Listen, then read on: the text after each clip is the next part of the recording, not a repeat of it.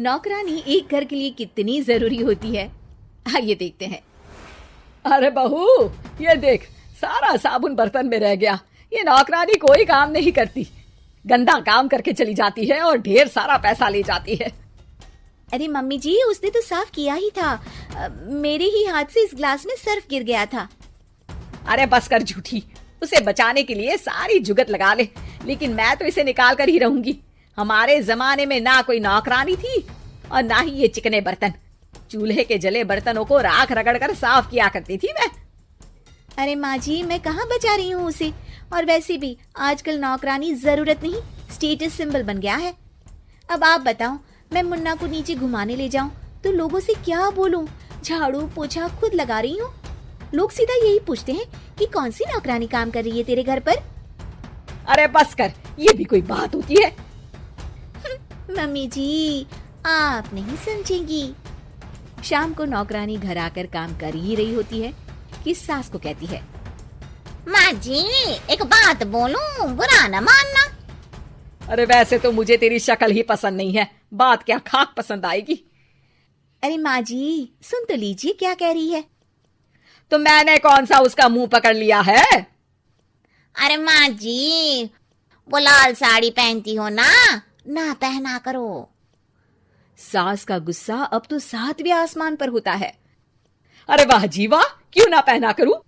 और तू होती कौन है ये बताने वाली कि मैं क्या पहनूं क्या ना पहनूं? अरे माँ जी, पूरी बात तो सुन लो, वो बोलना क्या चाह रही है। अरे बुरा न मानो आंटी जी। अरे कौन आंटी? अपनी उम्र देखी है तूने? 2-4 साल ही छोटी होगी मुझसे और मुझे आंटी बोल रही है। बहू सर पर हाथ रख लेती है। अरे अच्छी खासी उम्र दराज हो और आंटी ना बोलूं? मैं तुम्हारी बहू से भी 4 साल छोटी हूँ। क्यों दीदी? बोलती भी क्या, एक तरफ सास यानी पति की माँ, तो दूसरी तरफ नौकरानी जिसके बिना घर का काम नहीं चल सकता। वो दरअसल माँ जी की शादी में बहुत जल्दी हो गई थी ना।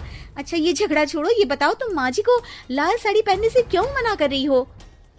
वो ना, इनकी उम्र की सारी औरतें सोसाइटी में इनके लिए बात करती हैं कि तुम्हारी सास बुढ़ी घोड़ी लाल लगाम है। बहू को ये सुनकर गुस्सा आ जाता है। अरे वाह वाह, कौन बोलता है जी? खुद क्या है यहाँ की औरतें, बाल सफेद लेकिन टाइट जींस और कोई कुछ भी पहने। अरे पहनना हमारा निजी हक है, किसी को कुछ हक नहीं बनता कि वो मेरी सास के लिए कुछ बोले। मैं आज ही जाकर माँ जी के लिए लाल जींस लेकर आऊंगी, फिर देखो कोई क्या बोलता है। अरे चुप लाल जींस। अरे सुन नौकरानी की बच्ची, जाकर बोल दे उन लोगों से कि उन लोगों की तरह मैं उड़ती नहीं फिरती हूँ घर बार छोड़कर। अपने बच्चों और नाती पोतों में मन लगाती हूँ, ना कि सारा दिन ताश के पत्तों में आंख गड़ाकर 3 पत्ती खेलूं। नौकरानी वहां से चली जाती है। वैसे बहू, नौकरानी के क्या फायदे हैं ये तो पता नहीं, लेकिन सबसे अच्छा तो ये कि पता चल जाता है कि कौन किसके लिए क्या बोल रहा है। सोसाइटी में तेरा नौकरानी रखने का इरादा बिल्कुल ठीक था। अगले दिन उन लोगों के घर की बेल बजती है। बहू दरवाजा खोलती है कि सामने कुछ औरतें खड़ी होती हैं। अरे बहू, कहाँ है तेरी सास? बुला जरा। अरे बहन जी, आप सारी एक साथ आइए आइए, कैसे आना हुआ? अरे 3 पत्ते खेलने आई हैं, क्यों खेलोगी? क्यों नहीं, वैसे भी बड़े दिन हो गए, एंटरटेनमेंट हुआ नहीं। बहू जा जाकर पकोड़े तो बना ला। अरे बस करिए, आगे कुछ पीछे कुछ। वैसे तो कहती है कि परिवार पर ध्यान देती है, हमारी तरह 3 पत्तियां नहीं खेलती। हमने कौन सा परिवार छोड़ दिया? सास सक पका जाती है। अब ये किसने कहा? मैं तो कहती हूँ कि मैं भी थोड़ा बाहर निकलूं। आपने ही तो कमला नौकरानी से ये सारी बात की थी। सास और बहू को अब सारी कहानी समझ आ जाती है कि सोसाइटी की औरतें क्यों भड़क रही हैं। माफ करिए आंटी, मैं छोटी हूँ, लेकिन फिर भी पहले तो आप लोगों ने माँ की लाल साड़ी का मजाक उड़ाया था ना। हाँ उड़ाया था, लेकिन उससे पहले तो तुम लोगों ने हमारी जीन्स के बारे में बात की थी। अरे क्यों ना पहने हम जीन्स, तुम्हारे पैसों की थोड़ी ना है। सास और बहू सर पकड़कर बैठ जाती है। देखा बहू, ये खेल कर गई तेरी नौकरानी। यहाँ की बात वहां तो वहां की बात यहाँ। दोनों किसी तरह औरतों को समझा बुझाकर घर भेजती है और कसम खाती है कि नौकरानी को नौकरानी ही रहने देंगी। कंचन के बेटे ऋषि की शादी कहीं नहीं हो रही थी। एक तो ऋषि मोटा, ऊपर से कमाई भी कोई खास नहीं, लेकिन कंचन को तो शौक था मॉडर्न बहू लाने का, और उसे एक दिन ऐसी लड़की मिल भी जाती है। हमें तो आपका ऋषि बहुत पसंद है, लेकिन मैं आपको साफ साफ बता देती हूँ, मेरी बेटी के शौक थोड़े से अलग है बहन जी। अरे बहन, हमें सब पसंद है। आपकी प्रियंका जैसी लड़की की तलाश मुझे कब से थी। जींस पहनकर अंग्रेजी में गिटर पिटर बोला करे। अरे बहन जरा सुन तो लो, मेरी बेटी के शौक क्या क्या है। अरे नहीं नहीं बहन, बस लड़की को देख लिया तो सब कुछ देख लिया। आप ना शादी की तैयारी करो, और वो जरा सामान की लिस्ट भी दी है ना मैंने। हाँ बहन जी, सारा सामान शादी से एक दिन पहले ही आपके दरवाजे आ जाएगा। मजा आ गया, मजा आ गया। अब तो बस आप शादी की तैयारी करो। प्रियंका के माता पिता के जाने के बाद कंचन का पति उससे कहता है, अरे भाग्यवान, तुम तो कुछ ज्यादा ही जल्दी दिखा रही थी शादी की। अरे बोलने तो देती, लड़की की माँ क्या बोलना चाह रही थी। अरे आप चुप रहिए जी, कुछ पता भी है आपको, बस मुफ्त में बोले जा रहे हैं। मेरी दोस्त शशि की बहू देखी, लंबी पतली और पढ़ी लिखी, हजारों में कमाई और संस्कारी भी। अरे पर जब वो मेरी बहू देखेगी तो जल भुन जाएगी। लेकिन तुम तो शादी ऋषि के लिए कर रही हो ना, या शशि के लिए? तुम्हारा लड़का कुछ कमाता भी नहीं है और शरीर भी भगवान की दुआ से फूलता ही जा रहा है। फिर बोले आप हैं? फिर बोले आप? मैंने कहा ना, प्रियंका जैसी जींस पहनकर अंग्रेजी झाड़ने वाली बहू किस्मत वालों को ही मिलती है। चुप रहिए आप। पति के लाख कहने पर भी कंचन ऋषि की शादी प्रियंका से करवा देती है। लेकिन प्रियंका जैसे ही घर में आती है, वैसे ही जोर जोर से चिल्लाकर नाचने लगती है। आज मेरे यार की शादी है, आज मेरे यार की शादी है। अरे नाचो मां नाचो। आज मेरे यार की शादी है। कंचन, उसका पति और ऋषि ये देखकर हैरान रह जाते हैं। लग रहा है बहू को शादी की बड़ी खुशी है। हाँ हाँ, बहू क्यों नहीं, हम भी नाचेंगे। अरे नाचो नाचो जी, मुंह क्या देख रहे हो, चलो चलो नाचो, बहू कह रही है। कंचन ये कहकर प्रियंका के साथ नाचने लगती है। ऋषि और उसके पिता वहाँ से चले जाते हैं। अगले दिन कंचन अपनी सहेलियों को प्रियंका से मिलवाने के लिए घर बुलाती है, जहाँ शशि भी आती है। अरे शशि, कैसी हो? मैं ना तुम्हें प्रियंका से मिलवाती हूँ। अरे सच में बहुत ही एडवांस सोच की लड़की है, कितने मॉडर्न ख्यालात है उसके, पता है तुम्हें? अरे हाँ कंचन, जरूर, बच्चों की शादी अच्छी ही होनी चाहिए। और वैसे भी तुझे तो शुरू से ही ऊंचे ख्याल की बहू चाहिए थी। तभी कंचन की सहेली कहती है, अरे कंचन बुलाओ ना प्रियंका को, हम भी मिल ले। अरे बहू प्रियंका, जरा बाहर तो आना। कई बार आवाज देने के बाद भी प्रियंका बाहर नहीं आती है तो कंचन को बुरा लग जाता है। वो उसे लेकर बाहर आती है, लेकिन ये क्या, प्रियंका लड़खड़ाती हुई बाहर आती है और उसके हाथ में शराब की बोतल होती है।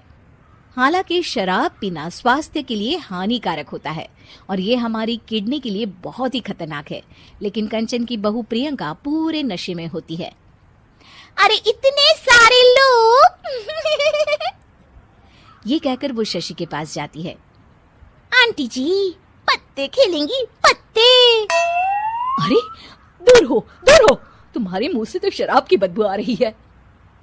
अरे कंचन, माना तुम्हें मॉडर्न बहू चाहिए, लेकिन आधुनिकता का मतलब ये तो नहीं ना। बुरा ना मानना कंचन, तुम्हें पता था कि तुम्हारे बेटे की कमाई और शरीर दोनों ही ठीक नहीं है, तो तुम्हें उसी हिसाब की लड़की से शादी करवानी चाहिए थी। ऐसा कहकर सभी औरतें वहां से चली जाती है। तभी प्रियंका की माँ कंचन के घर आती है। अरे बहन जी, बड़ी चालाक निकली आप तो, बिना बताए अपनी पियक्कड़ बेटी मेरे लायक बेटे के गले में बांध दी। आय हाय, बड़ी आई बिना बताए। उस दिन जब मैं ये बात बता रही थी तो तुम तो सुनने को भी तैयार नहीं थी, अब भुगतो तुम। ये कहकर वो माँ से वापस चली जाती है। सबके जाने के बाद कंचन अपना सर पकड़ लेती है। हाय रे, आधुनिकता की अंधी दौड़ में मैं अपनी संस्कृति ही भूल बैठी थी। अब तो राम ही बचाए मुझे। भाभी जरा मेरा टिफिन दे दो, कॉलेज के लिए लेट हो रही हूँ। ये ले बेटी तेरा टिफिन। तभी रमन भी वहां आ जाता है। माँ, तुम अकेले ही सारा काम क्यों कर रही हो? प्रतिज्ञा कहाँ है? तुम्हें उसकी फिटनेस का तो पता है ना, बैकयार्ड में एक्सरसाइज कर रही है। फिटनेस और एक्सरसाइज वगैरह ठीक है, लेकिन उसे घर के काम में तुम्हारी मदद भी तो करनी चाहिए। अरे ठीक है, सीख जाएगी। जब तक मैं हूं तुम्हें किस बात की फिक्र? हाँ। इसके बाद रमन और उसकी बहन दोनों घर से निकल जाते हैं और सास घर के कामों में व्यस्त हो जाती है। वहीं दूसरी तरफ प्रतिज्ञा अपनी एक्सरसाइज पूरी करके थकी हुई गार्डन में ही बैठ जाती है। आज तो पूरे 2.5 घंटे एक्सरसाइज कर ली। Now I am tired. थोड़ी देर आराम करके फिर शाम को योगा करूंगी। प्रतिज्ञा अपने कमरे में जाकर सो जाती है। सुबह से शाम हो जाती है।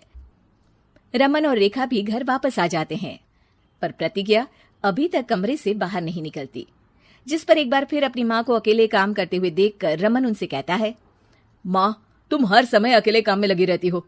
आखिर प्रतिज्ञा पूरा दिन करती क्या है? बेटा, वो थक कर आराम कर रही है, आ जाएगी। तुम हाथ मुंह धोकर डिनर करने आ जाओ।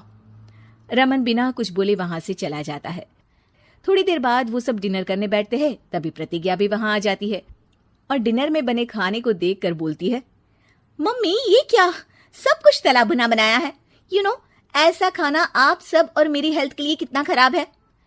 प्रतिज्ञा, तुम खुद कभी माँ की मदद करती नहीं और ऊपर से खाने में नुक्स निकाल रही हो।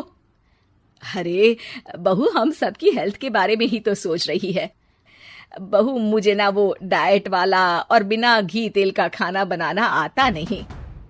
कुछ नहीं होता मम्मी, वो भाभी बना लेगी। आखिर इतनी फिटनेस फ्रीक है, डाइट फूड बनाना भी जरूर आता होगा। वो सब डिनर करके सोने चले जाते हैं। अगली सुबह फिर हमेशा की तरह प्रतिज्ञा अपनी एक्सरसाइज और योगा करने लगती है और उसकी सास घर का सारा काम, जिसे करते हुए अचानक उनकी तबीयत खराब हो जाती है और सीने में दर्द शुरू हो जाता है। मर गई बहू। रमन, अरे कोई तो सुनो। और इसी बीच वे बेहोश हो जाती हैं। सास की आवाज सुनकर प्रतिज्ञा और उसका पति भागते हुए रसोई में आते हैं, जिसके बाद उन्हें लेकर अस्पताल जाते हैं। डॉक्टर प्रतिभा की सास का चेकअप करके कहते हैं, अरे इनका कोलेस्ट्रॉल लेवल तो बहुत हाई है और दिल भी कमजोर होता जा रहा है। इनका लाइफस्टाइल और खाने पीने की आदत बदलनी होगी। सिर्फ light and non oily food ही खाना है और कुछ समय तक पूरा रेस्ट, साथ में कुछ एक्सरसाइज या योगा करे तो अच्छा रहेगा। पूरी जांच के बाद डॉक्टर उन्हें घर भेज देते हैं। अब घर का सारा काम प्रतिज्ञा को करना पड़ता है, जिससे वो अपनी सास के साथ पूरे घर को डाइट फूड खिलाना शुरू कर देती है। प्रतिज्ञा, ये क्या बेस्वाद और फीका खाना है, मैं ये सब नहीं खाने वाला। हाँ भाभी, बीमार तो मम्मी है, फिर हम ऐसा खाना क्यों खाएं? प्रतिज्ञा किसी की बात पर कोई ध्यान दिए बिना सास को बढ़िया एक्सरसाइज कराने के साथ कुछ न कुछ गड़बड़ करते हुए घर का काम करती रहती है। एक शाम रमन प्रतिज्ञा से चाय मांगता है। ये लीजिए, पर मैंने इसमें चीनी थोड़ी कम डाली है। रमन चाय पीता है और तुरंत ही उसे दोबारा कप में पलट देता है। अर्र, कौन सा जहर है? अरे जहाँ खाने में नमक डालना होता है वहां डालती नहीं और इसमें नमक ही नमक भर दिया। उई माँ, सॉरी, मैं दूसरी चाय बना देती हूँ। अरे रहने दो, तुमसे फिटनेस का ध्यान रखने के अलावा और कुछ नहीं हो सकता। इसके बाद प्रतिज्ञा कपड़े धोने जाती है, जिसमें वो रंगीन और सफेद सब कपड़े एक जगह मिक्स कर देती है, जिससे एक कपड़े का रंग दूसरे पर चढ़ जाता है और उसी वजह से रेखा की नई ड्रेस खराब हो जाती है। भाभी, ये आपने क्या किया? मेरी नई ड्रेस थी, सारी खराब कर दी। सॉरी रेखा, मुझे पता नहीं था और मैंने सारे कपड़े एक साथ ही वॉशिंग मशीन में डाल दिए। जहाँ एक तरफ प्रतिज्ञा घर के हर काम में रोज कोई ना कोई ब्लंडर करती, वहीं सास को एक्सरसाइज कराने और हेल्दी फूड खिलाने में कोई कमी नहीं छोड़ती, जिस वजह से जल्द ही उसकी सास पहले से भी अच्छी हो जाती है। हेल्दी फूड तो ठीक है, पर बहू आज हम खीर बनाएंगे। मम्मी, मुझसे खाना तो ठीक तरह बनता नहीं, खीर कैसे बनाऊंगी? और अगर अच्छी नहीं बनी तो रमन गुस्सा हो जाएंगे। अरे कोई गुस्सा नहीं होगा, और देखना खीर भी बहुत स्वादिष्ट बनेगी।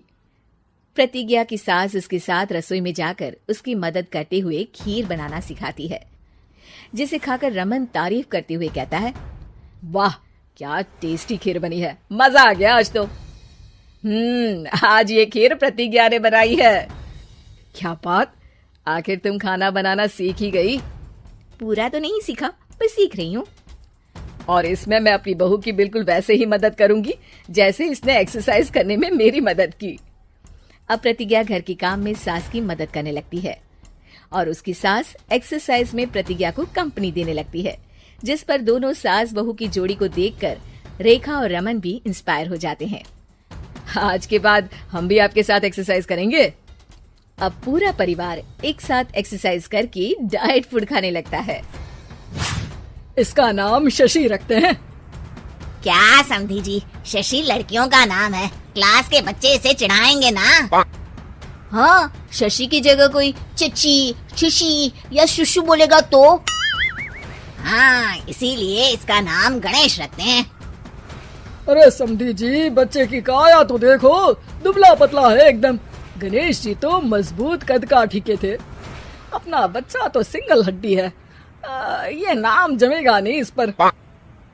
हाँ, भैया की बेटी का नाम थोड़ा मॉडर्न रखते हैं, जैसे रॉकी। रॉकी? रॉकी तो हमारे डॉग का नाम है। अगर ऐसा ही नाम रखना है तो शेरू रख लो। आप लोग कुछ भी बोल रहे हैं। अरे कुछ भी बोलना रॉकी बोलने से तो बेहतर ही है ना। किरण और रवि को पहला बच्चा हुआ था। दोनों के ही परिवार वाले उस बच्चे का नाम रखने के लिए पूरा जोर लगा रहे थे। 3 महीनों से ये लड़ाई चल रही थी, मगर कोई भी एक ढंग का नाम नहीं रख पाए थे। किरण और रवि इस बात से बहुत परेशान थे, लेकिन परिवार के लोगों के सामने कुछ बोलते भी नहीं थे। दामाद जी पे गया है बेटा, उनका नाम रवि है तो इसका नाम शनि रख देते हैं। शनि देव रवि यानी सूर्य के ही तो बेटे थे ना। अरे समधन जी, आपने अकल चोर बाजार में बेच दी है क्या? शनि कैसा नाम है? ऐसे तो आप आगे आने वाले बच्चों के नाम साढ़े साती और दैया रख देंगे। हैं? अरे जबान संभाल कर बात कीजिए। और आप भी जबान संभाल कर नाम बताइए। शनि नाम रखोगी तो कोई भी इस पर तेल डालकर चला जाएगा। किरण के सब्र का बांध टूट रहा था। बच्चे पे पहला हक उसकी माँ का होना चाहिए, है कि नहीं? नाम मुझे रखना था, लेकिन सब लोग मिलकर नाम रखना चाहते हैं। ऐसा लग रहा है कि सब लोग लूडो खेल रहे हैं, कौन पहले नाम रखेगा बच्चे का। बात तो सही कह रही हो तुम, लेकिन तुमने क्या नाम सोचा है किरण? टाइगर। अरे यार किरण, माना कि तुमको टाइगर श्रॉफ पसंद है, पर बच्चे का नाम थोड़ी ना रख देंगे। ऐसे तो मुझे मोगेम्बो पसंद है, तो क्या बच्चे का नाम मोगेम्बो रख दूंगा?